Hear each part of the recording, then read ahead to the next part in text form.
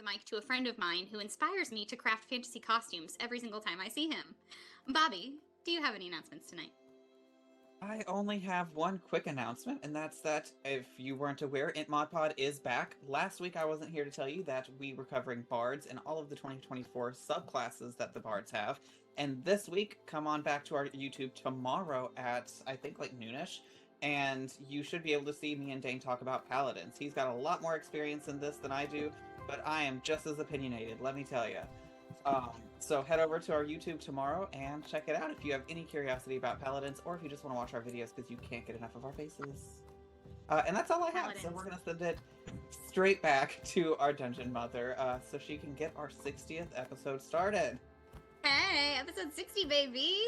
Let's do it. Thank you, Bobby. And thank you all for joining us as we embark on an epic adventure in the world of Dion, where heroes rise, dangers abound, and legends are born. Players, dice at the ready, please, and thank you. Okay. Circle of Sanctuary. Last time we played, Maraway was struggling a bit through the day as you all convened with Thorgun's allies to debate how to confront the Silent Tide cult and the catastrophic Leviathan that they seek to free. The council fractured over whether the Leviathan should be destroyed or kept sealed, prompting the Circle to split up and negotiate support from factions including Baba Morosa of the Wetlands, the Dwarves of Thraz Nulim, the politicians of Lena Myrna, and the mercenary-backed city-states of Urkaliart. While Killian faced some political bargaining, and Bula secured Dwarven enthusiasm, a wank, and funding leverage, Serafina earned Baba Morosa's loyalty and navigated some tense recognition from Lena Myrna's Countess Serena. At a masquerade ball in the evening, Serafina's father from afar pledged significant funding through Luminara, enabling a sort of coordinated battle plan that the party seeks to enact with all of these different sort of factions of the Middle Continent. Among those responsibilities, they've got the giants of Barak itself here to help, the people of Urkaliart, Thraz Nulim, Lena Myrna, and Baba Morosa's wetland fleet. As these alliances sort of solidified and the compromises were being struck, the episode closed a bit ominously when Countess Serena vanished mysteriously behind a cluster of giants. So, the crowd, the throng, people are well in their drinks. Dinner has been had. People are now up, dancing to the a little bit strange but upbeat, sort of drum-heavy music. It is a party as much as a ball of nobles, because the giants know how to throw one when they have to, but they haven't thrown a party in quite some time. So the crowd is moving. You've got a whole bunch of commoners around you. You've spotted all the nobles moving around the building, or around the room. So you have a map up if you want to look at it, but we're not in combat or anything yet. You're just at this party, and I wanted to kind of lay out the scene for you last time. But you can see some of the giants wandering around the room among all of these characters that we see on the board, who are kind of your important characters, the nobles, the giants, the gnomes. You can use your imagination to fill out the rest of the crowd. They have brought in a lot of the other gnomes and giants of the city for this party. People who, while they don't really do politics here in Barak Forge, they do have people who are higher up in the chain of command as far as their actual, their work. Because what they do here is produce items to sell across the world. So they have sort of a hierarchy, but it's not quite the same as what the nobles from the rest of the continent are used to. So all that being said, I believe, remind me if I'm wrong, but I believe Eidos and a few other people noticed when Countess Serena disappeared. Is that correct? Somebody did. I think Serafina herself missed it. I remember that was one of our last rolls. But yeah. A couple of you sort of clocked this weird, tense sort of air between Serafina and the Countess, who seems to recognize her, although she is in this sort of dragon-like state with her new scales and eyes that she's been trying to hide a little bit, but tonight is sort of rocking full tilt. So yeah, as you're all moving about the room, last time we talked, you guys were sort of split off into all these different factions. A few of you are dancing, doing some political maneuvering. So is there anything anybody would like to do at this moment to continue sort of making these alliances and trying to make this this war council happen, this war assembly? Killian is currently actively dancing with Dame Heresy. So he's I don't believe he clocked the lady vanishing at all. So with that, he's just gonna keep dancing. You know, he doesn't feel like there's any threat at the moment, but outside of that, he's just occupied with her. Yeah. I think Eidos is good. Oh, go ahead. No, you go. I was gonna say Eidos is probably just schmoozing with the Acaliotes. I think he still needed to tell them that, you know, about the arrangements, about the mercenaries being paid for by the dwarves. And then, yeah, he's just gonna try to get some more information about his new hamster best friend. Future hamster best friend. I don't want to move too fast. Yeah, little hamster guy, Pogjob. He's like nodding enthusiastically when he hears that there's some funding secured, because he's always been pretty on board with helping this war assembly.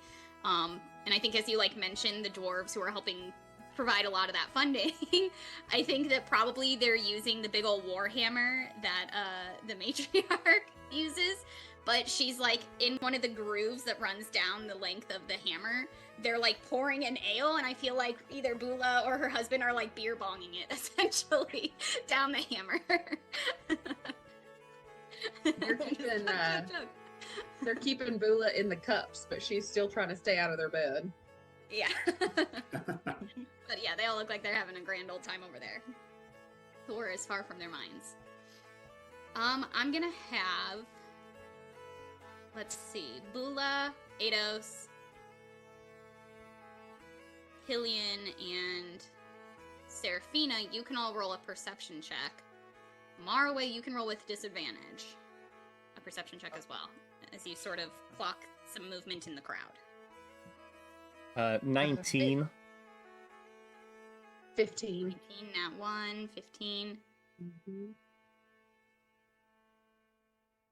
Eidos had a 15. nat one or a dirty one, your choice. I want it both.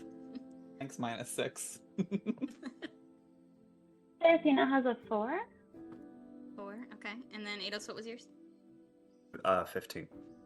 15, okay. Killian, Bula, Eidos. You all clock. There's a lot of gnomes in the room, so like the crowd isn't that hard to like see each other over or through necessarily. They're all like just generally shorter than you in here. But I think you all just sort of clock that some people look, like particularly gnomes, look a little bit more sober than others. And I really think it was Eidos who saw Countess Serena disappear. I think if you were to glance back in that direction, Eidos, and Bula too, just kind of facing that direction, I think you would see Countess Serena sort of reappear on the other end of the room, sort of moving over towards Thorgun. So is it that she disappeared behind the giants and took too long to come out the other side? Yeah, kinda, yeah. Yeah, okay. And on top of that, you didn't see her like walk from that part of the room to the other. She just sort of seems to like come out from behind the table almost. Almost Gotcha. like, yeah, you didn't catch her actually walking across the room. Okay, yeah, Eidos is definitely going to keep an eye on her. Yeah, and yeah, I think the party kind of keeps going. Who rolled the lowest in that last perception check? It was Maraway, right? Yep. Yeah, and then Seraphina, you also rolled pretty low, right? Yeah, I had a 4. Okay. Seraphina, do me one last favor and just roll me a sleight of hand check, please. 17. 17, okay. What do you have on your person, do you think, as far as your accoutrement items? We talked about your outfit. I did think about it. I don't think there's a lot of room on my outfit for pockets. I think just part of my outfit might have been, I think I have rope of entanglement. I feel like that's like on theme with my outfit, so that might be the only thing I have. Okay. Yeah, you are still speaking with Baba Morosa. Is there anything in particular you'd be speaking with her about at this moment?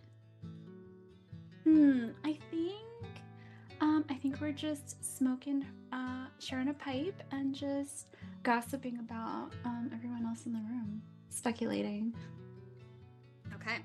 Yeah, and Morosa is like pretty well into that conversation, but I'm gonna roll something for her as two gnomes come over to you. They both have like sloshing mugs of ale. They're almost like human-sized mugs, but in their hands they look pretty big, almost like they're holding little buckets.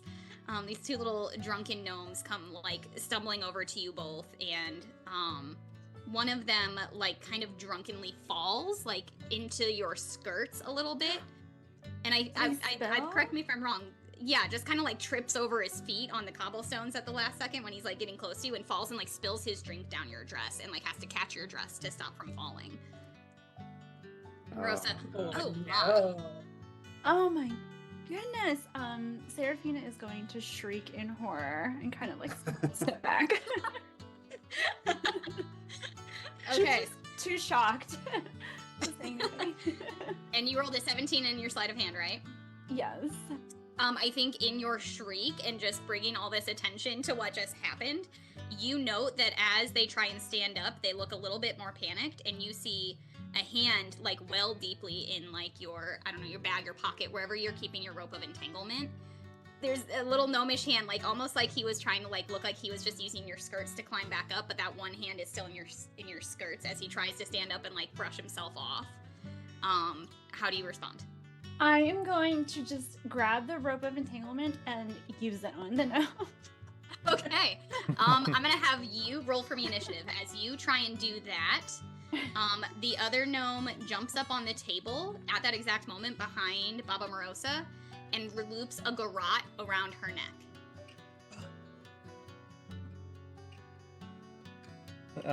Do any of us that roll? The rest of you decently? can go ahead and roll initiative. Yeah, you can all roll initiative. There it is. And those of you who did not fail that last perception check, you'll get to go in this first round as your initiative would declare. But Marway, I think it's going to take you one round to get your wits about you and to notice that these things are happening. I think you're a little bit enthralled and tired with Benji. Mm-hmm. Yeah, I'm just like leaning against him as much as, horns will allow with the, sideways head. I think his eyes are probably closed at this point. Fully closed. Maybe even napping a little bit while standing. Yeah, and I think you would have heard Seraphina shriek. So in round 2, we'll come back to you as you sort of realize that Seraphina has shrieked something. But in these first 6 seconds, everybody else will have time to respond. Just partially because Seraphina literally screamed out loud across the whole echoey chamber. So, Seraphina, what was your initiative roll? It was a 5. Yikes. Ados. Mine was a 14. 14. Marway. 7. 7. Killian. I got a 10. 10. Bula. 21. 21. Benji coming in hot with an 18. Respectfully to some of you, yikes. Listen, I have a -6 on everything. I'm so tired. Okay. Yeah, that's rough, buddy. Okay. As a lot of your heads whip over to where Seraphina has shrieked, and in the time it takes you to sort of clock that Seraphina has this like gnome reaching into her pocket, and she's gonna be in like essentially a tug of war within her pocket with this little drunken gnome. And you can see that there's like ale spilled down the front of her dress. But you see behind her, as she's turned and dealing with this, behind her, Morosa is being garroted by another gnome, fully like wire around her throat. And she's trying to fight off one behind her. So that's those two. But as you all turn and look out of the rest of the crowd, come the rest of your attackers. So I'm just going to make them all visible here for you. As a lot of them are going to drop their various disguised self and appear to be much like the initial Silent Tide cultists you have fought before in all of that oceanic accoutrement. And that being said, a lot of them are going to go ahead and go in with their first attacks. They had a pretty high initiative roll. So we're coming at y'all with scimitars. And Bula, go ahead and what's your AC? And that would be 15. Okay, that was a natural 20 to hit you on this very first scimitar attack. So Oh. sorry, y'all. Apparently, I'm on one tonight for my first roll. Okay, so that's gonna be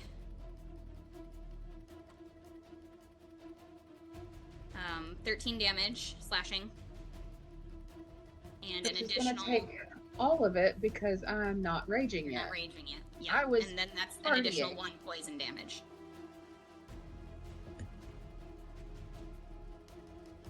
Shouldn't have to rage at a party. Come on. You see one of them across the room is heading over toward the Viscount and the Archbishop, who have been sort of left to their own devices. So we'll see if he can land a hit on either of them. Specifically, he's going to the Viscount first because he's wearing a little bit more regal looking, like knightly clothes. The Viscount manages to pull his sort of like ceremonial almost saber and block the scimitar attack. Over by Killian, coming straight at you, but instead of attacking you, he is attacking Heresy, Dame Heresy, who you were dancing with. I think you just turned away from as you looked at Seraphina screaming. And instead you hear Heresy kind of yelp as a scimitar blade comes at her, and certainly does hit. So she's going to take a little bit of damage here.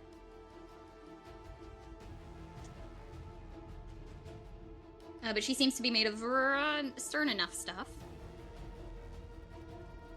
And then am I missing anybody? 1, 2. Seraphina, go ahead and we're going to roll a contested strength check between you and Oh my the one who's trying to get the rope from you. He's going to try and pull that rope out of your grip.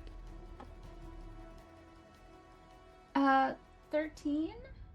And I rolled a natural 19, so Oh my he is god. going to manage to yank it Ah. away before you even really have time to get a handle on it in your bag, in your deep pocket of your skirts. And he can't use it as an action yet, but he's got it in his hands. Oh my I think gosh. that's all of them. Indeed. Okay. And at that moment as well, everybody roll me a perception check once more, please. Seraphina has 7. Oh gosh. What Dang. ones, guys? 7, that one. -2. -2. Oh my gosh. It's Technically, going really well for you. Technically a 6, so Yeah, I feel better about my 13. Okay, 22, and I'm the one that's drunk. What's y'all's problem? I'm sleepy. Leave me alone. Ula, I think dumb luck, you just happen to notice Countess Serena vanishes. Goes invisible. You're the only one who would have noticed that. Bula's kind of like,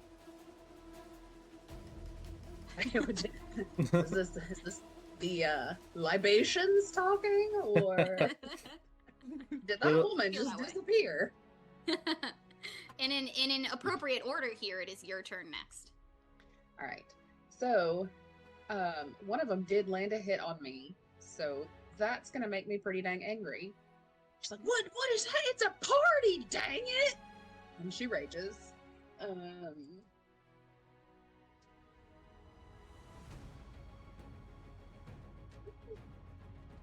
like that one. Okay. So let me look on our thing here. So the one is just right next to me that hit me. This one right Yeah. here. Yep, you got it. Okay. So she is in her finery. She's got the mirrored looks and everything. But on her back also is her battle axe that is shined and shimmered to an almost mirrored effect as well. It is her weapons are basically her jewelry, so she definitely has that with her. She is going to go on ahead and hit that one.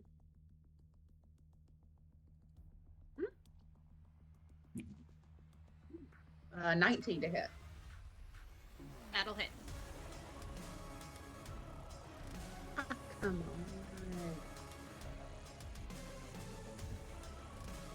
on. And only does 6 points of damage.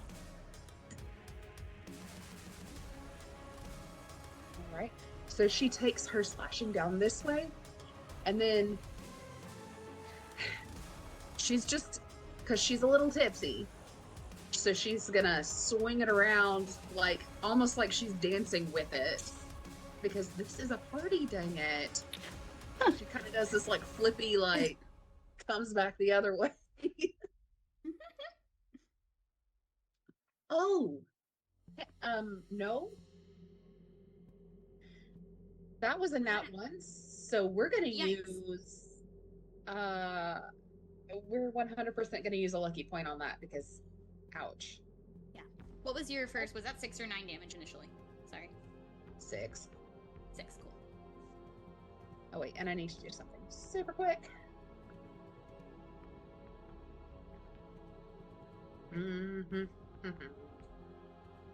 All right, so she's like dance battling at this moment Yeah. because she's having fun, you guys.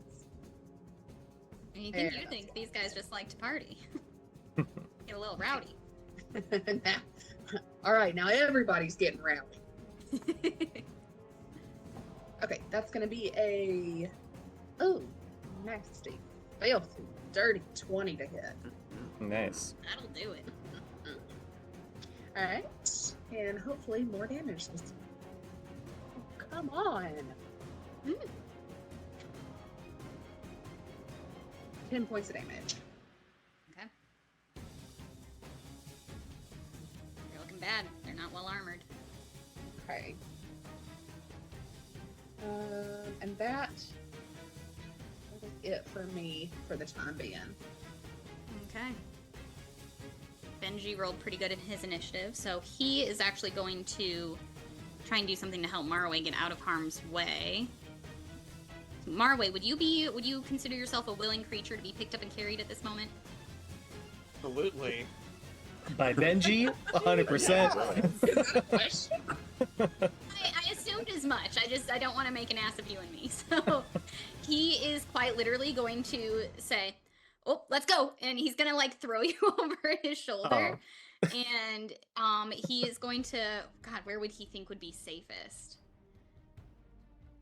He's gonna hide you under the table behind this giant, this hill giant who's over here like, oh, and so he's gonna deposit you, and just be like, maybe you just stay kind of out of sight, my dude. And at that, he's gonna sort of take a defensive stance, and he is going to, as per usual, turn into one of his starry forms. So he turns into like a constellation of a dragon there in front of you. No, he's gonna do the archer like he did last time. I lie. But yeah, he's taking up sort of a defensive stance, getting ready to help wherever it's needed. Next up, we're gonna have Ados. So by my count, there are 4 of these guys, right? Is that right? 5. You've got. Five. There should be. Did I miss one? Oh, no, I see 5 now. Yeah. Yeah. Yeah, there's 5. On this southern one, who are these 2 people? Oh, they have labels. They sure do. If you hover, you can see their little. The We have Archbishop. Archbishop Nice. Fable Strode and Viscount. Percival Ashen. Yeah, I think when Seraphina shrieked, that would have gotten Ados' attention. And yeah, learning what a garrote is looks pretty interesting. And he's gonna head over at least that direction. With a quick magical Google. Oh, and civilized. Guess that's 30. Just gonna punch this dude. Well, actually, my range.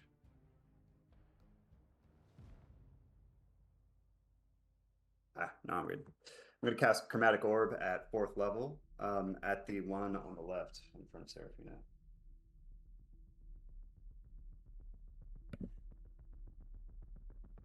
$22 to hit. That'll hit. Right on. Okay. 6, 8.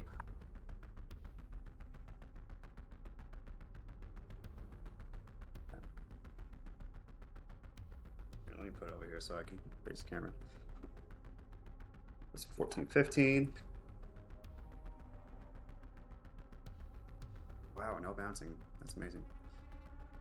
Big bummer. 20, 24. 30 points of lightning damage. Yeah, 16. 30. You one-shot this guy. Ooh. Toast. Toasty. I should have twinned it. Shameful. I'll use my bonus action to cast Innate Sorcery.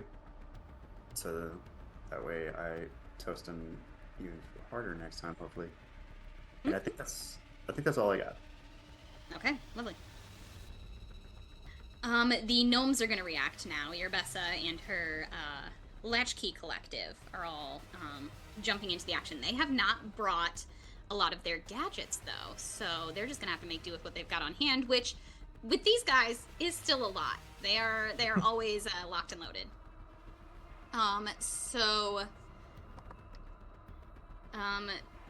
The 5 of the collective are all going to pull out their own little bug gadgets that they've now dispersed amongst themselves now that they've been out of captivity for a minute.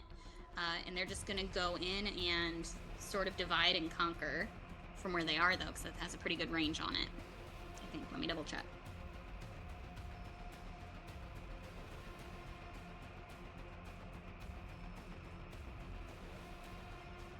Yeah, Hair's just going to move into the room so that they can divide and conquer. Okay, and of those...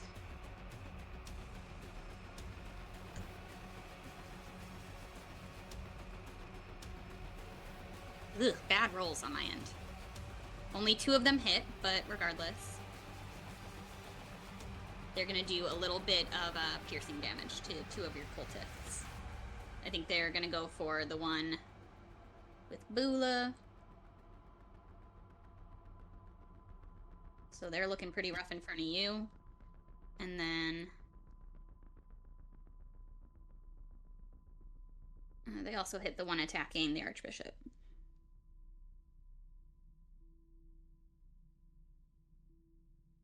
If I can do math. Okay. And then Irbessa herself gets to go, the mastermind. She is actually going to go and start spider crawling up the wall with these like little mechanical gloves that come out of her hands, and she just literally starts scurrying up the wall of this chamber. And she will start working on procuring a gadget for her next round. Killian, your turn. Right. A lot of things happening right now, but Killian's going to focus on the cultists that came after Dame Heresy. So he will realize that he is not in any kind of armor or anything like that. But he did bring a small dagger with him, and he quickly just pulls it out of his boot, and he starts to go after this cultist that's right in front of him. Alright, go for it. During the attack, I will use my Channel Divinity to make it nice and glowy, and I will attack this one. So that's going to be 17 to hit. That hits. All right. So that's going to be... I'm going to use a second level Thunderous Smite. So they also need to make a strength saving throw. That's only an 8. All right. So they get pushed towards that table. Is it 10 feet away? Yep. So they're going to take... so for the dagger, that's going to be 8. And then for the spell, Okay, that's gonna be 3d6. So 8 plus. Ooh, that's big. 8, 12, 17, 23 points total. They are bad. Look real bad. All right, and they are knocked prone as well. And Keelan will walk up and attempt to finish the job. So with advantage, because he's not prone. That's going to be a 9 plus 12. What is that? 21 to hit? That'll do the damn. Yeah, that'll hit. All right, I'll do the damn thing. That'll do the damn thing. All right, and but that's only going to be for 7 radiant damage. Oh, only 7 is more than enough. Perfect. They did. So just a quick stab, knocking him away, and then a quick like slice across the chest to end it.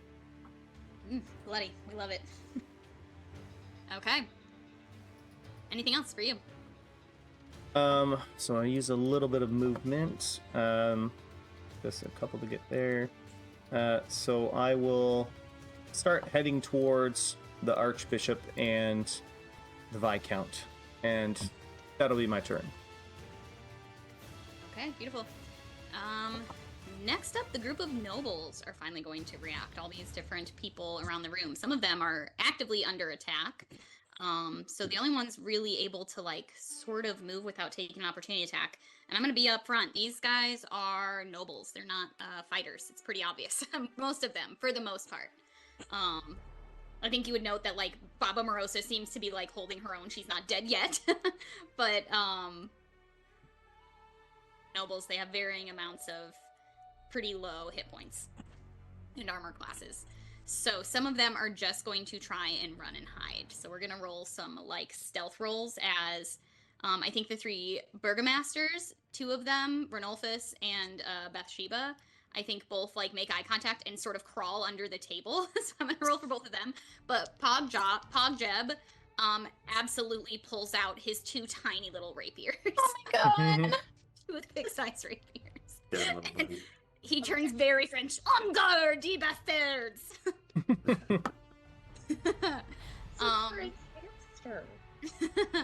And Bathsheba rolls really well on her stealth, so she is able to like crawl under and sort of like crawl down the table a little bit. But Ranulphus is wearing, he's like very like bard-like in his clothing, so he is wearing all these bright shimmery colors, like very loud jewelry. So he's just like barely hiding under there, and you can practically hear the clanking of all his necklaces and bangles, like as he quivers and sort of cries to himself that this is scary. Meanwhile, on the other end of the room, the Viscount and the Archbishop Fable are both going to try to do something. They're not so deeply unprepared. I think the Viscount has already pulled out his sort of like almost decorative sword, his short sword. But Archbishop Fable just reaches over to the table and grabs like a steak knife, essentially. They're both gonna try and land an attack. And they both hit, which is nice. They're not gonna do a lot of damage, but 2 of them can do something well.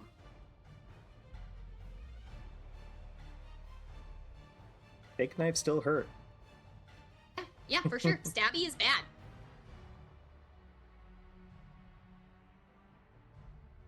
Okay, that guy looks really bad. They've both managed to land a pretty good stab on him.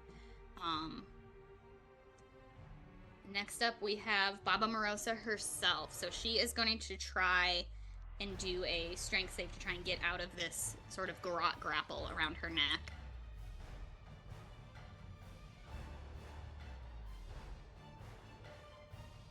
She doesn't have great strength, but that'll do it because of a good roll.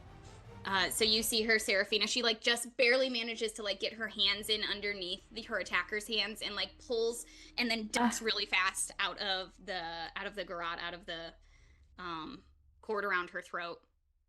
And she spins around to go like back to back with you. Yeah, she's like, thank you, darling. She goes like back to back with you, very Charlie's Angels. As she is going to whip out some of her bog witch magic. I think she's gonna just Nice. do some big ol' arcane blast at this guy of some sort, which very much hits and very much does a good amount of damage. Has he taken any damage? I don't think No, so. not yet. But he does look pretty bad after taking that damage, and it's force damage.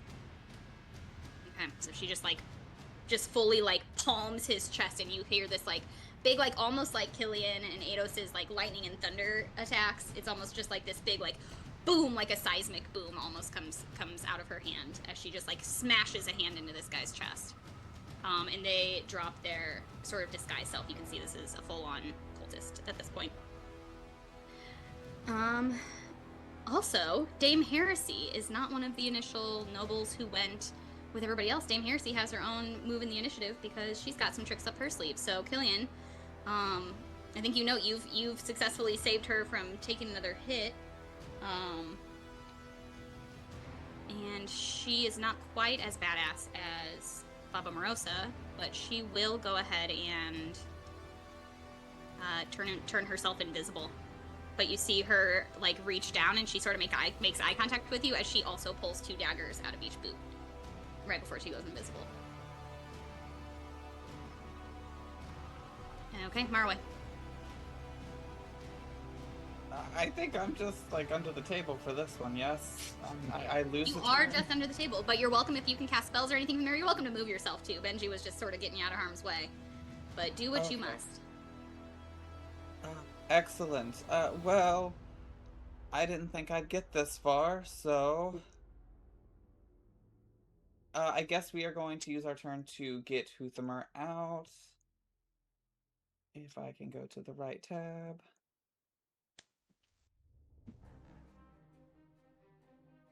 There we go. There's our little rabbit. See, and we're gonna summon him about right here. And go ahead and have him try to attack this, No, we're not. No, we're not. We're gonna float over here and teleport Eidos and Killian 15 feet closer. Because they're gonna do significantly more damage than what Huthamar's gonna do. And Eden will start flying towards Bula. Pretty sure Huthamer has killed a dragon at some point, so That might be factual. Listen, that 1d6 really comes in handy sometimes. That's gonna be it. Okay. The giants get to go, so Thorgun, always ready for a rumble. Thorgun smash. So he is gonna try and defend some of the nobles around him.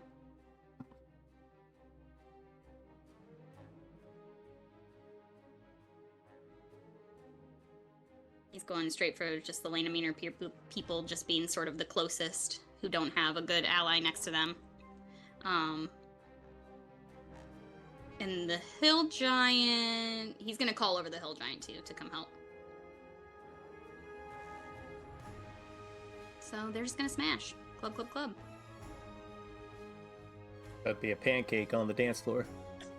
It's a murder on the dance floor. Yep, both of them hit. For just the Hill Giant, they had 2 attacks for the Hill Giant, and then good old Thorgun's multi-attack is probably gonna hit twice as well. Oh yeah, good stuff, good stuff. Got 4 total hits. The 2 from Thorgun. Kill them. Mm-hmm. Thorgun smash.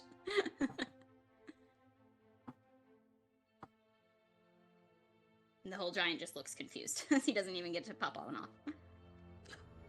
Why'd you call me over here? Yep. Okay, Seraphina, that's you.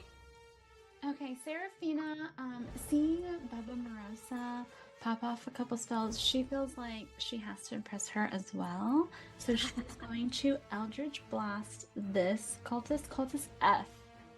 Okay. So she's going to do Eldritch Blast, 14 to hit.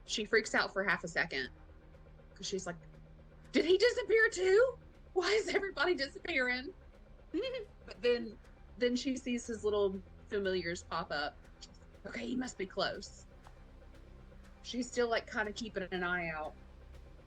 And then all of a sudden this second annoying thing pops up behind her and goes after the patriarch, which she also doesn't want. So I think she's actually in her like surprise. She's gonna turn and hit the other one, the one that just came up. So it's kind of like smash and then it's just gonna get Like bugs. yeah. Where do these things keep coming from? Okay. All right.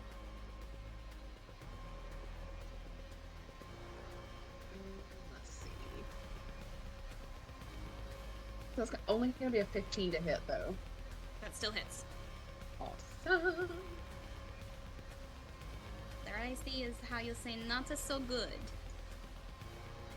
So 13 points of damage on the one that just popped up. Beautiful. Now, let's see.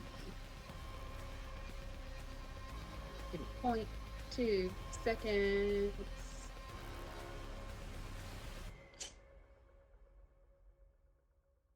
Okay, so she's going to cleave. So she hit that one. And since the other one is still within 5 feet of her, she's just going to keep going in a circle. And this is not her second attack. This is actually a cleave attack. Okay.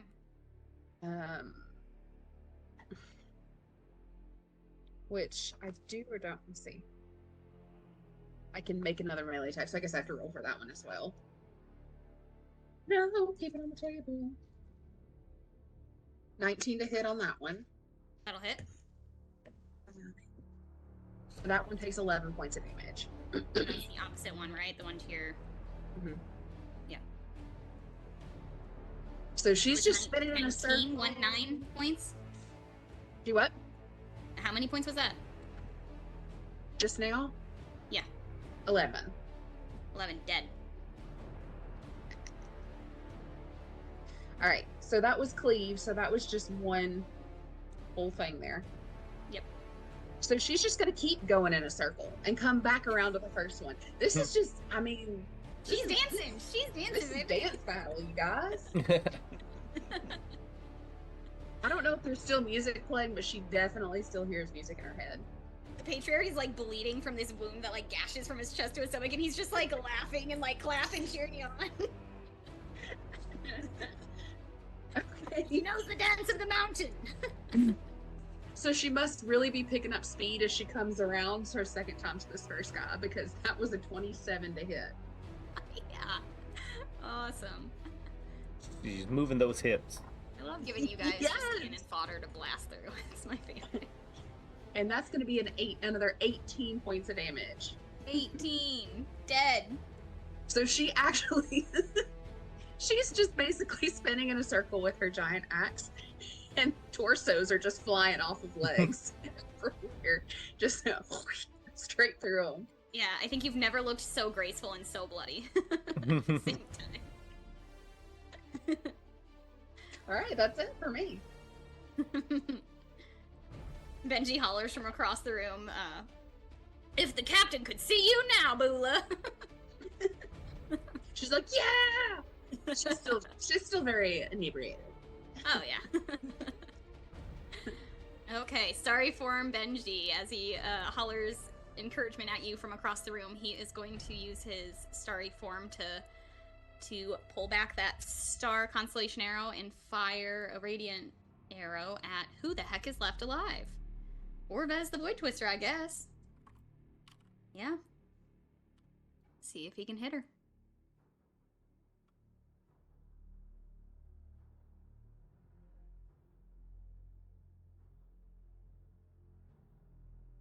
Maybe my stuff won't roll. Okay, that's gonna be a hit.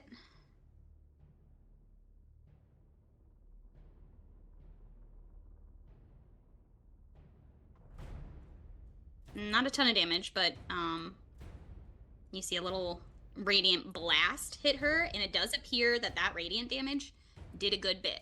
More than it maybe should have. Hmm.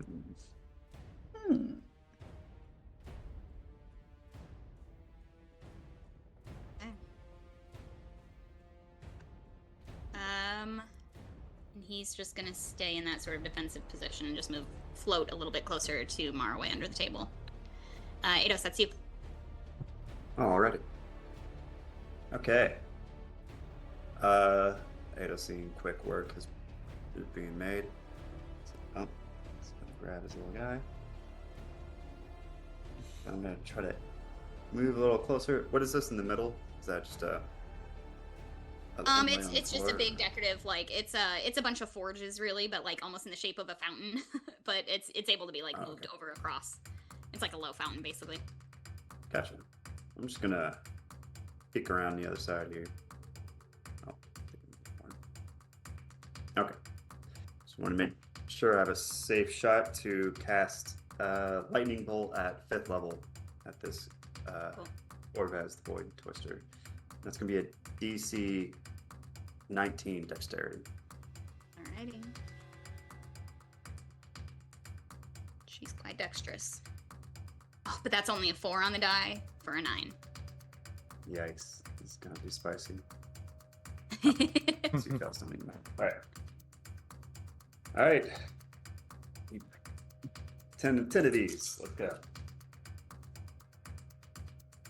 12, 14, 16 and 20. 25, 29, 30, 31, and 37 points of lightning damage. 37, very nice. She still looks okay. Damn. Ew, actually.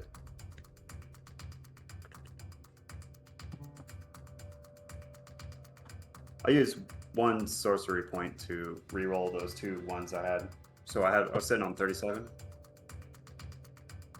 Yeah. Yeah, okay. Back to 35. Another 1, 36, and 42. 42 total. Okay. And I think Got it. that will be it for me. Yeah. Okay, at the end of your turn, she turns and with this nothing face, it's not even black, it's just nothing. Like there's literally a void in the air where she should be. This featureless face turns toward you, Eidos, and I need you to roll an intelligence saving throw, please. Oh, no. Not intelligence. No. Anything but that. No. Is Anything but is this a spell that It will is a magical spell. effect? It is. I think I get advantage because of that robe you gave me. Yeah, you're right. I'll really try to work for you. Look at that thing coming in handy. Didn't need it. Ooh. It's a natural. Nat 20. Woo! Okay. Sucks for me, rocks to be you, because that would have sucked for you. Oh, Um, good. You feel a spell try and take hold of your brain, but you're able to shake it off and remind yourself what reality is. Good for you. That's good news. Okay. That sounds like. Okay, next up the gnomes. They are going to turn all of their little blasting devices, their little bug devices, to fly over and start pecking at her. That's a miss. A miss. A miss. A miss. And 1 hit. Yes. Way to go, gnomes. Jeanette. Your energy. They still do a little bit of damage with that one. Luckily, that was a good damage roll.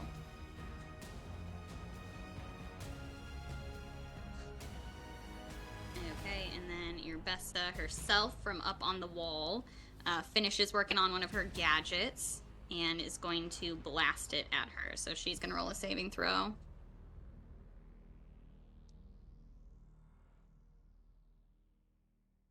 which she does succeed at, unfortunately, for everyone. She just build like a huge gun up there or something? What'd she do? You've seen her do this before. She makes like a little phasmo ball that, like she throws it and it unleashes this cloud of gases around where Orvez would be. Unfortunately, she takes no damage on a success. And then Killian, your turn. All right. Killian is going to kind of follow Eidos and run in. And as he's running, he'll use Guiding Bolt as he closes in on her. So that's going to be a 14 to hit. That is a miss. Unfortunate. Yes, it is. All right. But that everything? Yep, that's it. Okay. At the end of your turn, she's going to use her other legendary action for this round. She is going to subtly, all of the reality around her just like distorts. You see this like vroom, vroom, vroom. And it is going to give you guys all disadvantage on any attack rolls toward her. Rude. As she just sort of becomes even more nothing somehow. The nobles. Burgomaster Ranulphus is gonna just try and crawl away as fast as he can, just going down the table, following after Burgomaster Bathsheba. She is also gonna try and crawl away. They are both afraid. Pog job. He's got to do something cool here. Let's see if he hits. And guard! Little hamster guy. I love him. I'm gonna play him for real someday. Here's my D20. One of his little tiny scimitars does a little bit of damage. Yes. Oh, I did not roll with disadvantage though. Hold on. Let me see. Aw. I got excited. It still hits. Yes. Yay! Exact same roll. Oh my gosh. Get him, buddy. Okay, PJ. Let's see what kind of damage that little tiny scimitar does. 3 points of piercing damage. That's pretty good. It's not Great nothing job. though. It's not nothing. For as bad as this void is looking, which it does somehow look pretty bad, it's in pretty beat up shape. Hey, at least Pogjob just Pogjob's stabs it. not hiding under a desk like all the other nobles. What do you mean He's by that? embarrassed for his fellow countrymen. Brave little Just hamster. at me next time. You gotta be brave like Pogjob, that's all. Baba I'm sleepy. Morosa. I can't help it. I'm EP. Baba Morosa is going to. She wants to run and be safe, but she's gonna help. She's gonna go against her better nature or her worse nature. She's gonna do something crazy. She's gonna pull out a power word kill against Orvez. Damn. Seraphina's gonna hype her up. You got this. And there is no roll because luckily this void is already below 100 hit points. So this 9th level spell drops Orvez to 0. Damn. Glad she's on our team. Yeah. She just walks into the room and just die. And Orvez, the Voidborn doppelganger, drops to the floor. And the room sort of stills and quiets as you all look around and check for any more cultists who do not come out of the woodwork. And that's where we're going to take a break. Okay. We did it. You did it. That could have been disastrous, and you guys are kicking butt. Okay, come back in about 10 minutes. We'll be back here at like 9:25 Eastern, 8:25 Central. We're just gonna take a quick break, so stick around. See you in a minute.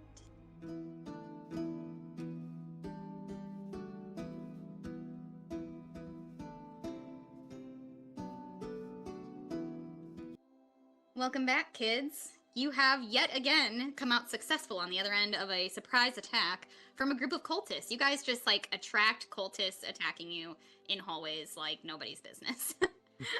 But you guys came out the other end relatively unscathed. Only one of the nobles was down to the Viscount from Lena Myrna. Otherwise, a few people took a few stabs, but the crowd is looking not so much worse for wear. So that being said, you've just watched Orvez get power worded killed by the completely unbothered looking Baba Morosa.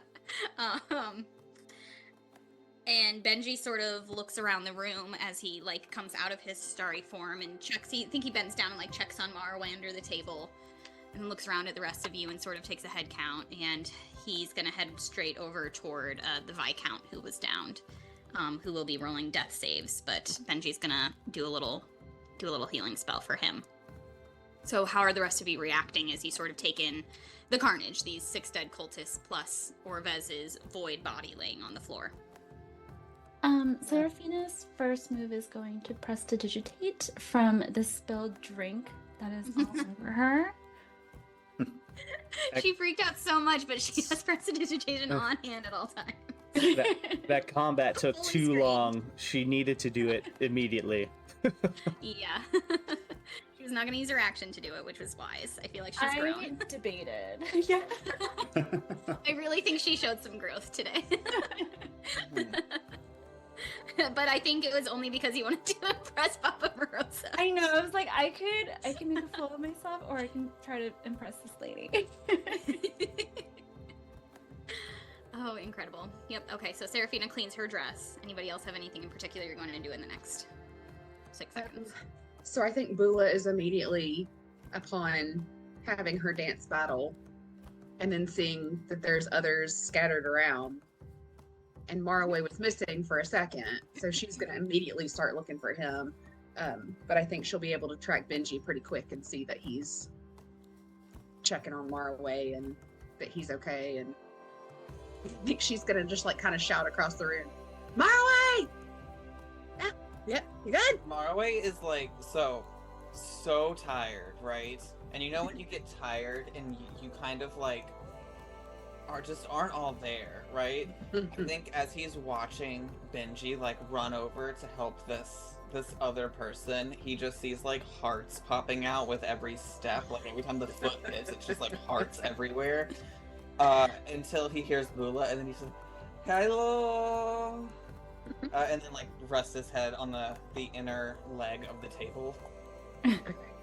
So she is satisfied that he seems like he's okay, and I mean he's still sleepy and she knows that, but he wasn't hurt in battle. So she's like giving him these like giant over enthusiastic thumbs up where she's still just enjoying the drink and the fight dancing and all the stuff. So bloody. Yeah. I mean, I feel like there's just like an even like line of blood splatter along the walls of the room for you to Just in a see. circle around her. Like a sprinkler of blood.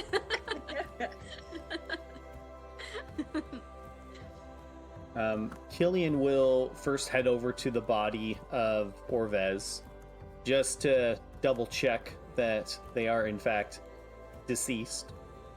And after confirming so, Killian will then kind of make his way to each of the groups and just check in on everyone and make sure that everyone is safe and okay.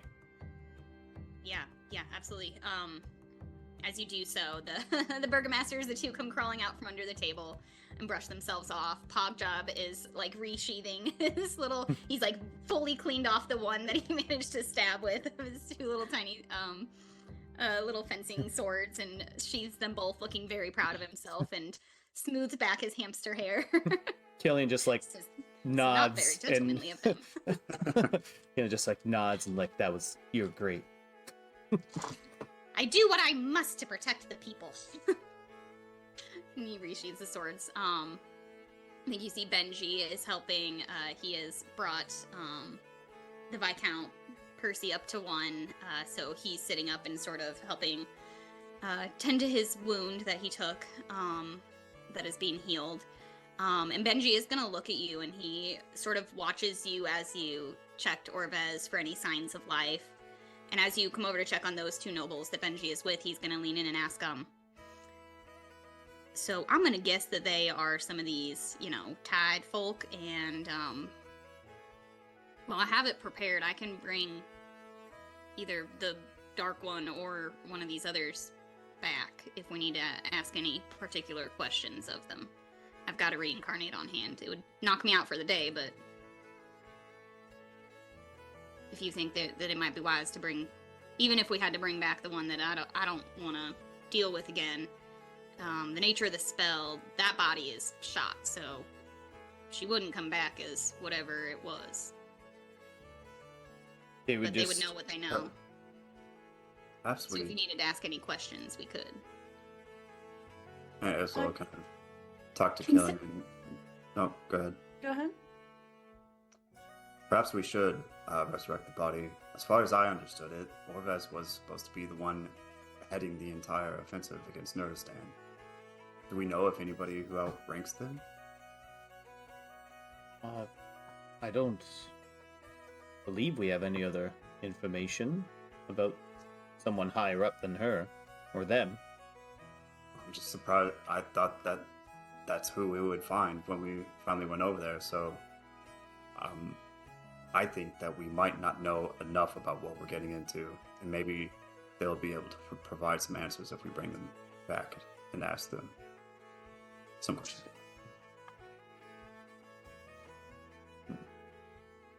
Not that they'll be much obliged to give us those answers, but who knows? Maybe they'll gloat. Do you think speak with dead might help?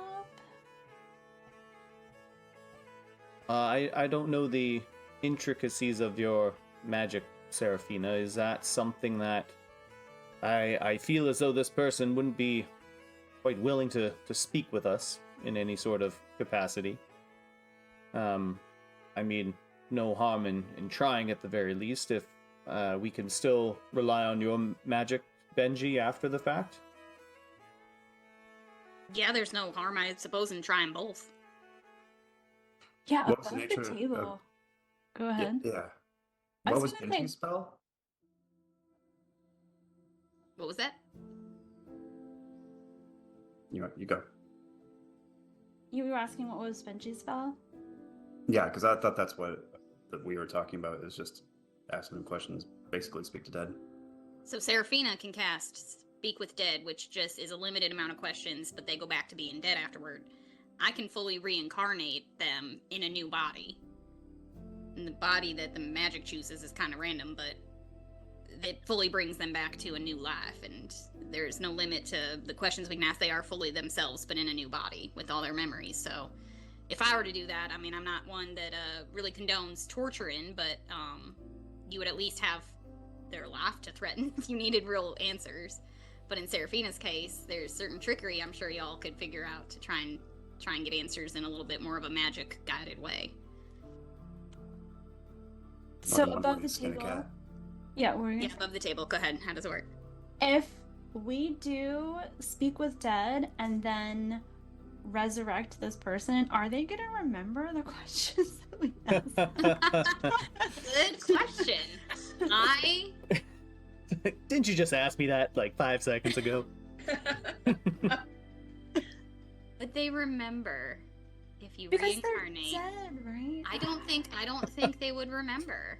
We're in debates about the afterlife of Dungeons and Dragons characters. Yeah. Wow. That's a question. You know, as a DM, sometimes you get questions that you're just like, huh? Never would have thought of that.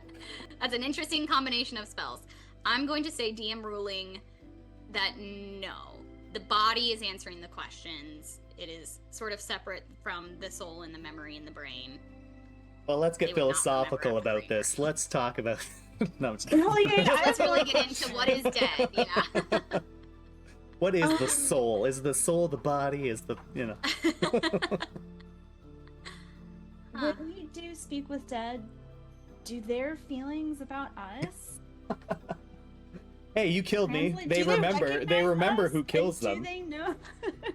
Yeah. I believe rules is written with Speak with Dead, and I'm gonna look it up right now, but I think if I remember right, they don't have to answer if like you're the person who killed them or if you're someone who like harmed them. Essentially I'm gonna read the text of the spell. And I don't think I have the 2024 version up. If that one's different, I don't know. But I don't think so. you grant the semblance of life, so you're not bringing them back to life. You're bringing back a semblance of life and intelligence to a corpse of your choice within range, allowing it to answer the questions you pose. The corpse must still have a mouth and cannot be undead. The spell fails if the corpse was the target of this spell within the last 10 days, so you can only cast it once every 10 days on the same corpse. Until the spell ends, you can ask it up to 5 questions. It only knows what it knew in life, including the languages it knew. Answers are usually brief, cryptic, or repetitive, and the corpse is under no compulsion to offer a truthful answer if you are hostile to it, or if it recognizes you as an enemy. So it would recognize you all as enemies, but that language says to me, you could disguise yourselves, you could dress like a cultist, you could do some kind of trickery and roll a decent enough, like, deception roll. Killian, you look like you have a thing. Does it saying. have a mouth? Because you said it's Does like this body void. have a mouth? You said it was like void looking. You're right, it has no features. That's a So solid question. This is so complicated. They can speak, right? yeah. talking Orvez can beforehand. always speak. Yeah, just because you can't see the mouth doesn't mean it's not there. Orvez It's does a have a voice Whoa. and a speak. It's Yeah, It's deep, man. not It's a in the void shape mouth, of a yeah. void. yeah. speaking from the soul. That's what it's doing. And if we're asking the question of whether a body can be reincarnated after this, the spell goes on. This spell doesn't return the creature's soul to its body, only its animating spirit, whatever the heck that is. Thus, the corpse can't learn new information and doesn't comprehend anything that has happened since it died and cannot speculate about future events. It literally says the corpse can't learn new information. That tells me it would not remember if you reincarnated Yeah. after the fact. It would not There you go. remember Speak with Dead happening. That answered it in the 'cause it's text. Thank not goodness we read. alive. Okay. Yeah. So Freebie it's- questions, man. Speak with Yeah. Dead brings them back in for 10 minutes, or the time it takes you to ask, I think it's 5 questions. It doesn't say on this spell, though. I thought it was 5 questions. Am I crazy? I think it's 5, yeah. I thought so too, but it doesn't actually say in the text of the spell right now. I don't think. Think- Corpse of your choice, duration 10 minutes. Allowing it to answer the questions you pose. It doesn't say specifically 5 Oh. questions. Where am I getting that? Did we all dream that? Is this... Is it the movie? I thought it was Is it the fun, too. D&D movie that everyone's Right, that confusing sounds me like the with? D&D movie. Why do we all think it's 5? Is it, what's that thing called where...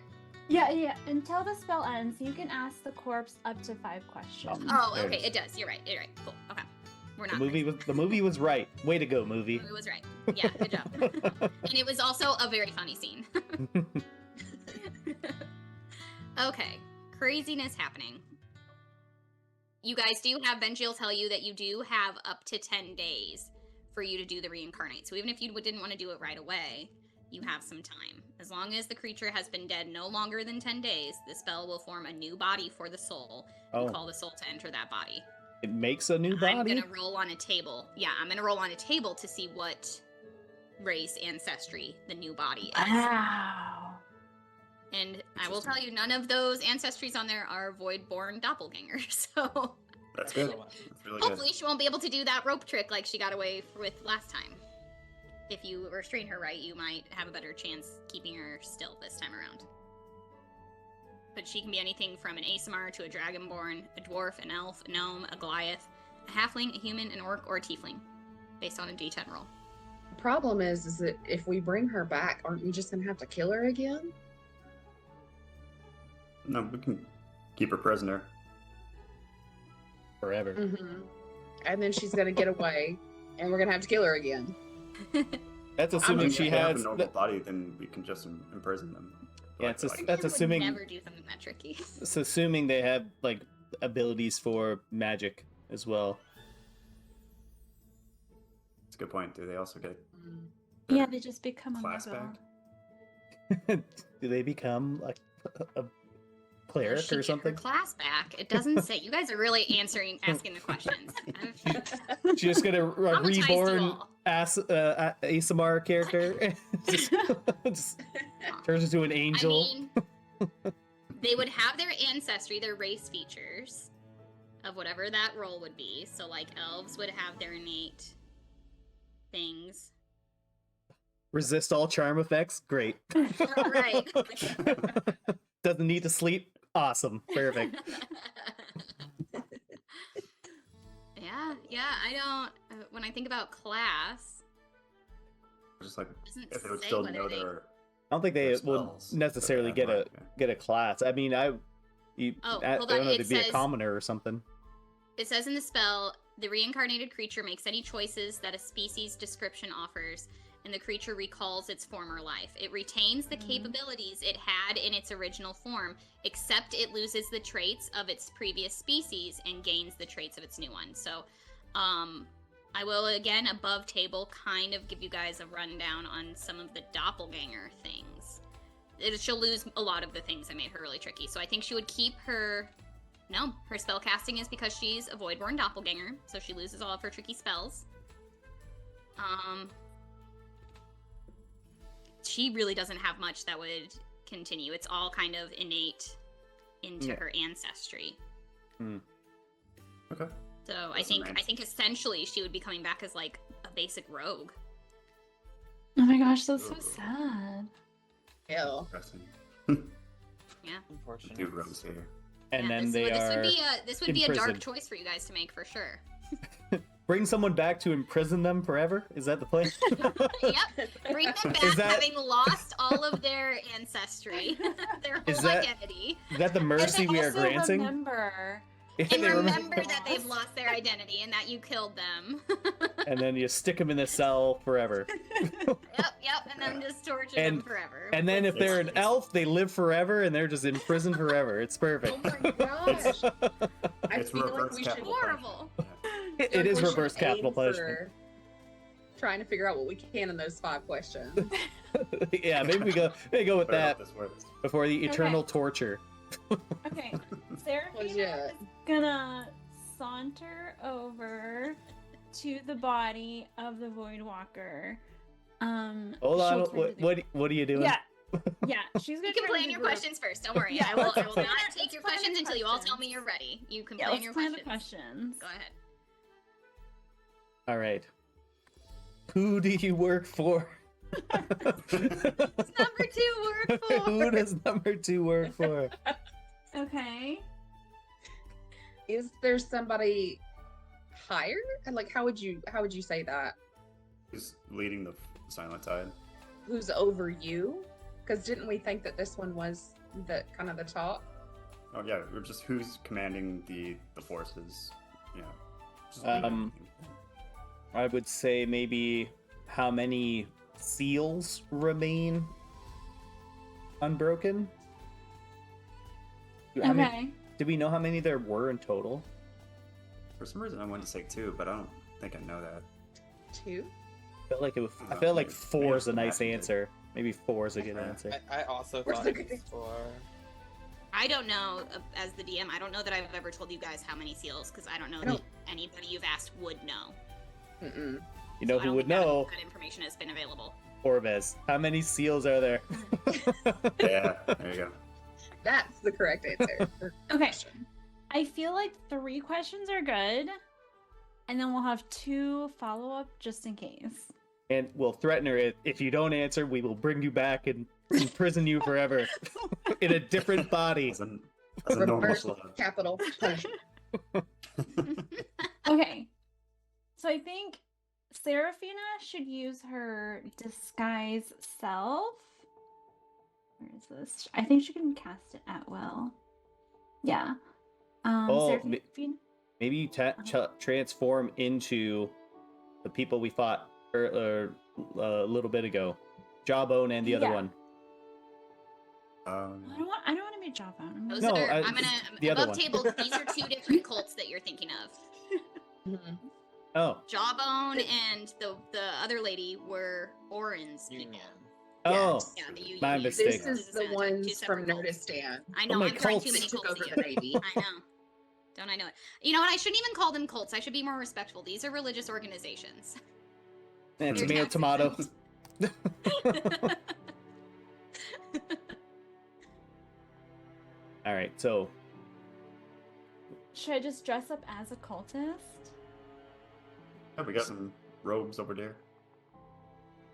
just I go mean, take I'm a not gonna put on a dirty robe. just I'm go, just gonna did use say this that. guy's self. just That's go take fine. a look at one of their faces, and then disguise yourself Okay. as that. Character study. So here, I have a question. So with our 3 questions that we have queued up, is it weird if I am dressed up as a cultist asking who do we I work don't for? think so, because Boss. the only thing that it says that they would recognize is if you were somebody who was against them or hurt Okay, them. okay. Otherwise, they're I'm just a thinking dead about body. Okay. I think so. Just be like, Yeah, hey they don't boss, necessarily know that they're even dead. They don't have that like level of intelligence in this. Okay. boss, Excellent. I forgot what we were doing here. What's Okay. up? Okay. Serafina is going to cast Disguise Self, and she's going to Oh. look as Cultist B. Cool. Okay. Good choice. Okay, yeah, Cultist B, just so you know, is like a rather like he was probably handsome in his youth but drank too much man in his like Mhm. late 50s. Nice. Yeah, he's got like the skin of someone who like probably was a sailor for much of his Yeah. life, like Yeah. so Probably, many like- pock marks and red and Smoked a lot of Never wore cigarettes and sunscreen. have wrinkles around their Yeah. mouth. Yeah. Wrinkles. It's an anti-wrinkle straw. yeah, Did not lots of use a wrinkles fancy around his straw. mouth. Yeah, he does not use a fancy straw, does not use any good lanolip on his lips, yeah. Has never touched a sunscreen bottle in his life. He's definitely balding, but like there's enough on the sides that he thinks it looks good, but he just never sees the back of his head. So it really looks Okay. bad. Okay. Alright. Alright. Hobble over to one of the other tables so he can listen in on what's happening. So don't have to be filled in later. Yeah, that makes sense. All right. Okay. And then so lay yes. down on the table. I think Benji's like, this is a way better plan than mine, y'all. I'm sorry. I got a little bummed. Okay, Serafina is disguised as formerly handsome cultist B, and she's going to cast Speak with the Dead on the Void Walker. Okay. You see the void person sit up and regard you. I'm gonna guess everybody else is just like hiding behind the table so that Yeah. she doesn't see the rest of you, her enemies. You guys and all the nobles just lined up along the table behind her. Notes. Just fighting for consciousness, leaning against you. We're all just in her blind spot behind her. Serafina will clear her throat. Try to get into character. Who do you work for? We forgot to update the questions.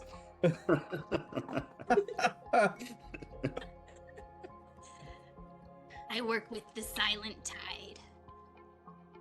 I knew that was coming. Duh. I love this. I love this when the Oh, wrong no. person is I would like to cast Speak with- message Oh. to Seraphina. I'd be like, I think you need to be a bit more specific. Okay, I'm gonna earmuff. We have a whole nother You a can whole go. other episode of this. God damn it. All right, the next couple questions. Can we agree on these questions? Next question is Sure. who leads the Go Silent Tide forces? Yeah. Right? That's what Okay. we want to know. The next one is how many seals are unbroken, right? No, I think we wanted to know how many there were in total. Yeah. I But have 5 but questions, It you would can also ask be, both. yeah, it would also be nice to know how many are broken too. Out of that, Yeah. That could be a second part B of that question. Okay, how many seals are there and how many are broken? hmm Okay. All right, okay, all right. On That's 4. earmuff. An earmuff. From this voidless face. That... Yeah. She's like, Like, I what's don't know where your ears are. Who leads the Silent Tide forces? Faryajal, the drowned dreamer, that's right. leads us all into oblivion. duh, guys. Yeah, it's the Leviathan. We're crushing it. This is my Need a favorite reminder. spell of all time to DM. I Okay, like it. okay. Seraphina's gonna You're ask doing a great two- job. two questions, and then we got one more. Yeah. How many seals are there? Hundreds. No! Just kidding. I'm just kidding.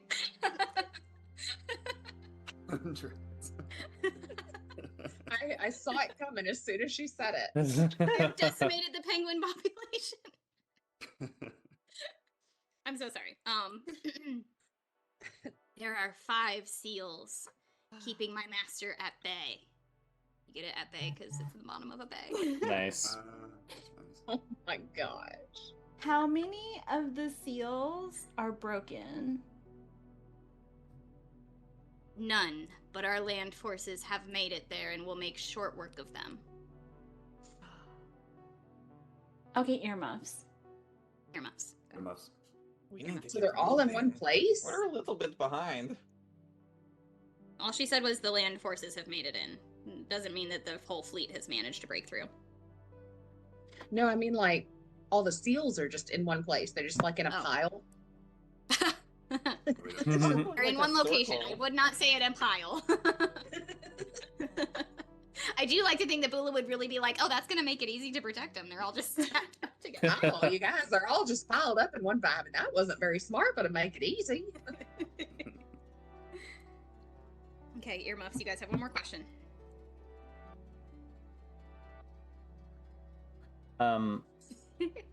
You know where they are? Should we ask the exact geographical location of the seals?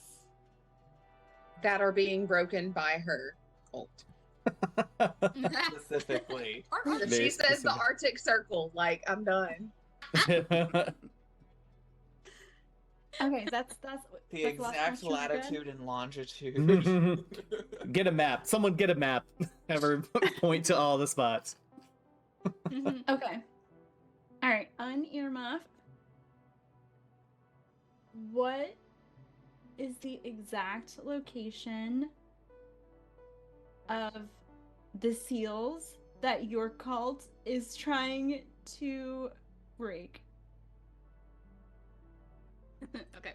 Our cult. Yeah, she should have said our cult. The lake the people call Kizdinar, in the heart of Arendriel, where the 2 great rivers were once one sea separating the continent.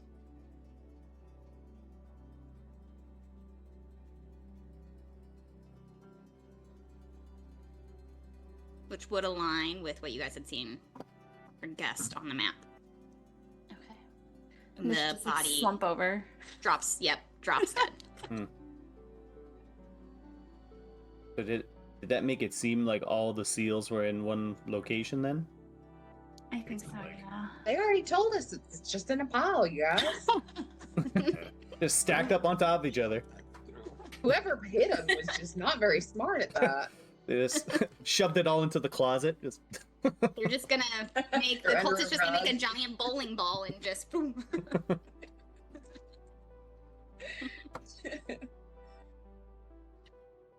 Okay, body flops over dead.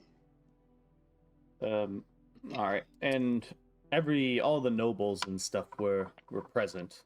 Yes, to hear all that. Everybody except for the contest Serena is present. But yes, they've all been listening. Did Dame Misery pop up at any time? She was invisible the whole time. Dame Heresy. Oh yeah. No. Or Dame Heresy. She, once the danger seemed to have passed, she popped up like right on top of like one of the ones that was already dead. Like she was like, I was just about to kill this guy. And she just sheathes the blade and comes back over and listens to all of it like it had happened. So yeah, she's around. Everybody's around in various states of shock, trying to like recompose themselves. Mm-hmm. So Killian will just kind of look over and address everyone in the room. As you can see, these Silent Tide fanatics have even found their way into this council here. You see the threat that they the threat that they put on all of your lives. I believe this union between everyone is even more prudent now than ever. I think Dame Heresy says, they attacked me directly, they attacked Viscount Percival. It seems that this was targeted at us directly as the leaders of the Middle Continent. It would seem that we have a bit of a problem on our hand with this group. And she sort of looks around, like sort of daring everybody to actually make a move and do something about it. She says, so now that it's directly affecting you all, lazy bastards, are we going to attack or not? And a few of them nod. Most of them seem to at least acquiesce, even the ones who are a little bit more cowardly, like Burgomaster Renulfus, who hid under the table and did a terrible job hiding. Don't And- keep saying that like it's a bad strategy. He's like, you hear him whisper, like, it worked, didn't it? I don't even really know what happened. But I guess. And Killian will also look over to the Archbishop and the Viscount and say, it's maybe important for you both to maybe reach out to Countess Serena's people to see if she's there, or I fear she may be not long for this world if this doppelganger took her place. They both seem to be, like, coming to terms with the fact that this weird thing is a doppelganger in the first place. And the Viscount sort of gets there first and is like, yes, I will write or send a messenger at once. This is unusual. And he sort of, like, side-eyes the other people from Lane Myrna, like, wondering if any of them are also doppelgangers. He seems sort of try and compose himself because he's the one who kind of went down in the fight. And he immediately walks over, sort of proudly, over to Thorgun and Urbessa, who are listening quietly with the people who remained in the room during the fight. All the gnomes and giants. Thorgun finally addresses the crowd after a moment and says, well, this is not how I imagined the War Assembly would conclude, but I feel it's time we throw our hats in the race and proclaim who is going to join this fight and who is not. These fine people have done all the work they can to get you all on board and get you all paid for what you're willing to serve, but now that it's here in our own backyard, hopefully you will all vote yay. So, all in favor, all who will bring your forces to the Middle Continent, to Erendriel, please speak now. And you guys go ahead and roll a persuasion check, a group persuasion check for all the work you've done over the last 12 hours to get these people on board. Marway, if your roll would not help, you can tell me. Big. Well, And I we'll do keep you have out of it. advantage on all charisma checks. Okay, good. So that's Because of good. my That's necklace. helpful. Yep. Seraphina has 21. Killian has 27. Wow. Bula has just 7. Eee, just 7. Just I squeaked right on by with a 10. Okay. And Eidos got 18. 18. Okay, that'll do it. Yeah, the people who were on the fence, lots of them raised their hand immediately. They were ready and raring to go. Baba Morosa raises her hand quickly. All 3 of the burgomasters, but most fast of all was Pogjab, PJ. They had all raised their hands immediately, but the burgomasters, both the patriarch and the matriarch of Thras Nulam, and all of the people from Lane Myrna raised their hands as well. A little bit more trepidatiously, but ready to get in whatever way they have to. And it seems to be. Billy raises his hand also. Is this what we're doing? Okay. And knowing you guys have convinced this group to ride into battle, we're going to go ahead and jump right to it. You guys can go ahead and do a long rest after your battle. Oh, no.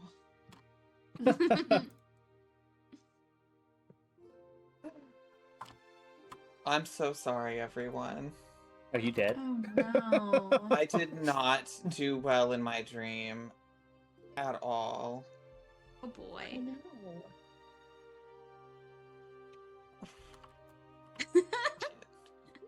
I got a Harley's 4 gonna nap for the my whole way. dream. Oof. So I'm at 4 points of exhaustion now. Can you even move? Yeah. No, I had a 35 movement, so I actually, when I told y'all before we started streaming that I had a 15, I actually had a 20, but now I have a 15. Beautiful. You were just looking ahead. That's all. Yeah, Yeah. I knew that this was gonna happen, and here we are. Here we Having are. really bad nightmares and being a very sleepy boy. Okay. Over this essentially tonight and into the morning, you guys can make your final decisions and preparations. So you had been sort of debating who's gonna go in via like teleportation inland, who's gonna maybe sail, where you were gonna tell your own personal ship to meet you with Captain Barak and all of them.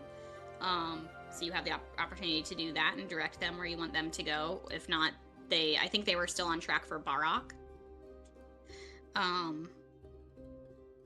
Yeah, and you have all these forces who are going to prepare. So pretty much immediately you can send the people from Lena Myrna. They can head up to like the northern island of Lena Myrna to rally their own ships, and they can make land pretty fast with those ships. At least to Nerdistan is kind of the closest for them. Your people from Erkaliert can rally their own. They had all the like cell swords, the mercenaries. So they can. I'm trying to think of if there were ships available to them, or if they were coming from Lena Myrna as well. I believe Lena Myrna was going to provide most of the ships. So Lena Myrna can send ships to pick up a lot of the cell swords, or you can have the cell swords walk on foot, which would probably be faster than bringing them in on ship. But if you wanted to put them on ships and send them for Ozaled to try and hold the line there, you could do that. Yeah, you have some tactical decisions to make. And then as far as going to protect the seals, you now know there's going to be a tight timeline on that, because it sounds like at least some of the cult has leaked through just by hoofing it across the land. So, what Thorgan can offer, he has different teleportation portals that he can use to help you get where you need to get from Barak. So you could go as far as Dagda Horgan. That'd be the closest teleportation portal to like that lake where all the seals are. So if you wanted him to send you guys in like a select force through that to just get there within, like, it's like less than half a day's walk from the city where that lake would be. So you could do that. And then you have 2 cities you could try and send forces to defend with ships or on foot, however you want to go about that. Ozaled is closer to the cell swords of Erkaliert. Nerdistan is closest to Lena Myrna by sea. And then you can also bring in a bunch of forces from Kibble and Undular, Baba Morosa's people. She'll go and rally her people to come in on foot as well, or on foot, but like along the rivers and wetlands to get to where you guys are. That would be their fastest destination. Mm-hmm. Any questions about geography or anything?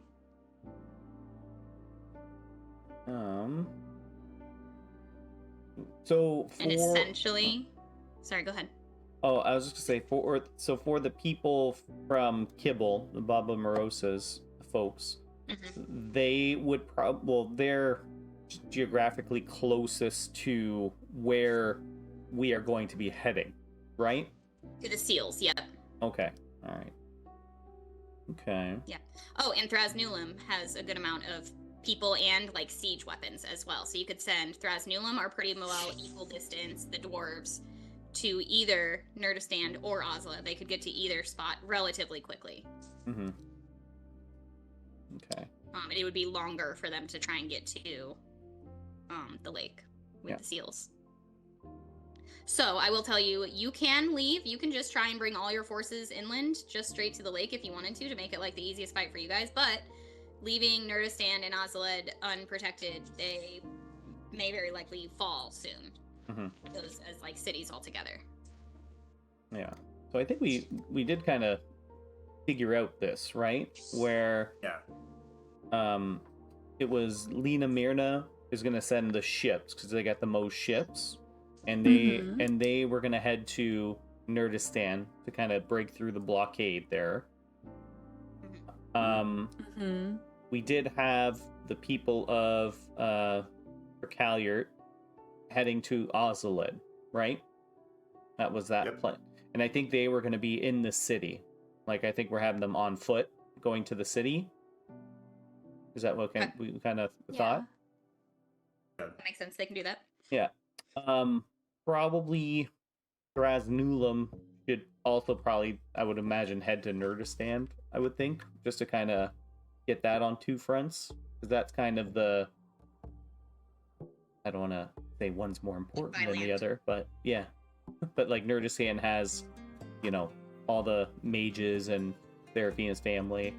We don't tell anyone about Seraphina's family, but Nerdistan has all the mages. Ozaled has like the main military, like the main naval structures. Let's think of it as like Chicago.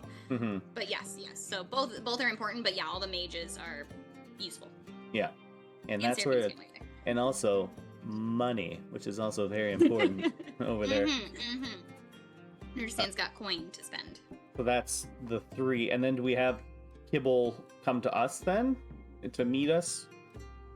I believe the idea was because her wetlands are outside of Nerdistan, or are they inland? Would they have to break through the blockade to come down the river?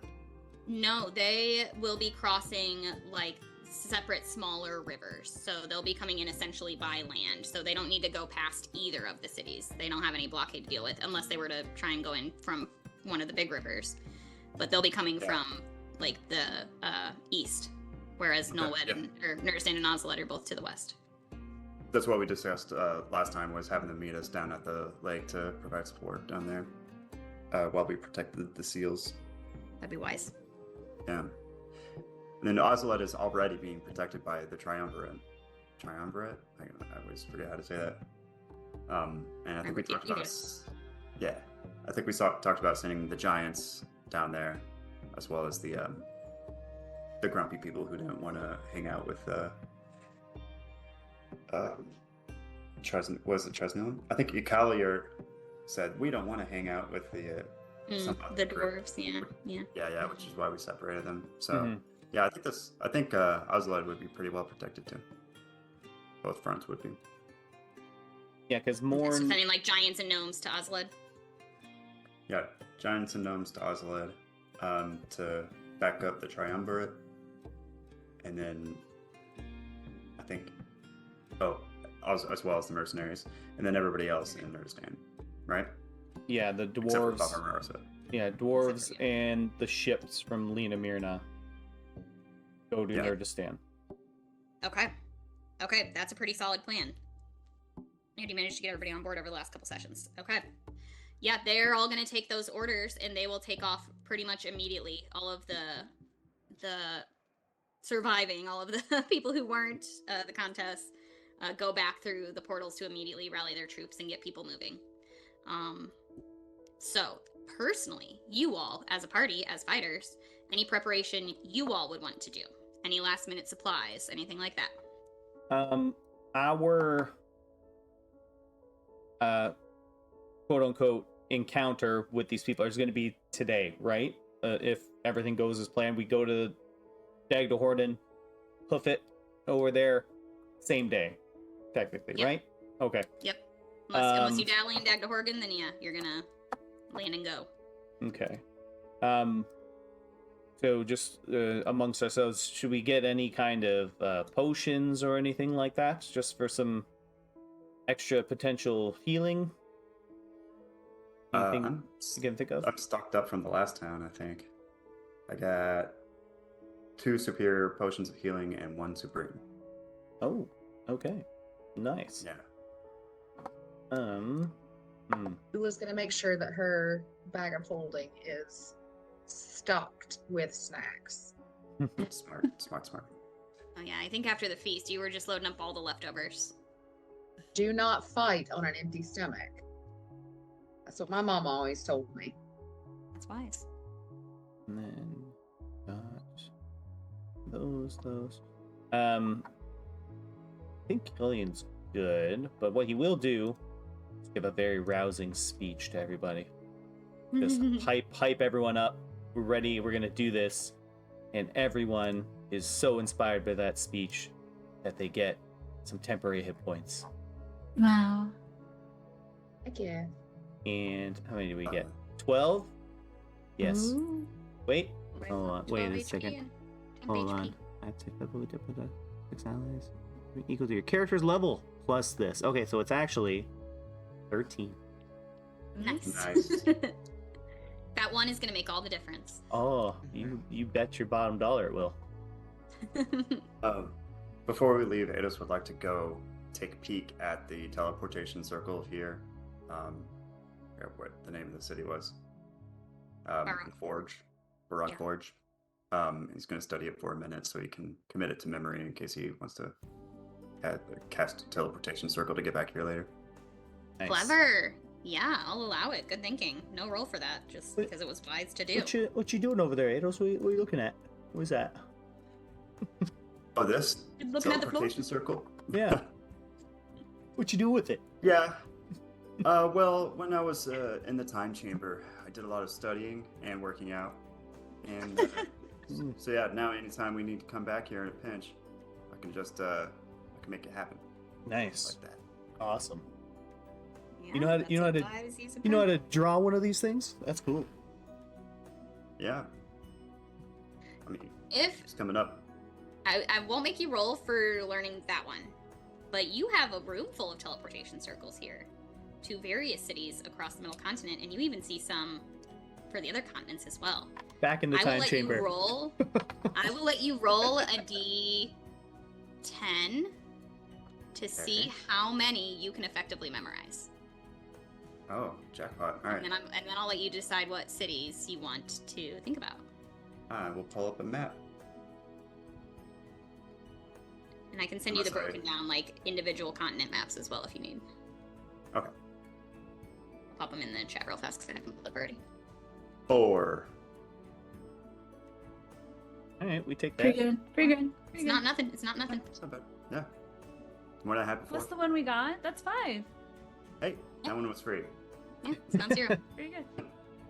And I'll let you, if you think of it, next time you're here in this particular city, or if you're around other teleportation circles, you have the skill to do this now. So that will not be the only time you can roll for that. And I won't make you tell me now what cities you've memorized. You just think about it before our next session, because there's would gonna be a lot to probably- read, and yeah, you'll want to do some That would be bad strategies. radio, yeah. And if you have Honest. questions, just message me. If we Okay. come back to here, we can just always teleport back to here and memorize more of the other ones. Yeah. Right? Yeah, absolutely. Yeah, anytime he's around teleportation circles, he can roll to see how many he can memorize. The only reason I'm not letting him do them all right now is because you're on a time crunch. Got a certain amount of time to go. Okay. Cool. Memorized 4 teleportation circles. I'll write that down, or I won't remember next time. Okay, beautiful. Anybody else with any other preparation before you leave this particular city and separate from all your allies? No, I think Moraway is just kind of laying on Benji a little bit, like back against Benji, and I almost feel like he's got his journal where he always writes, and it literally is just "Dear Mother," and then he's just lost his Train of thought. energy. He doesn't have like the mental energy to write to his mother right now. I think right now he's just kind of existing. Poor guy. I'm sad for him. Someday we'll get him some sleep. Maybe. Okay.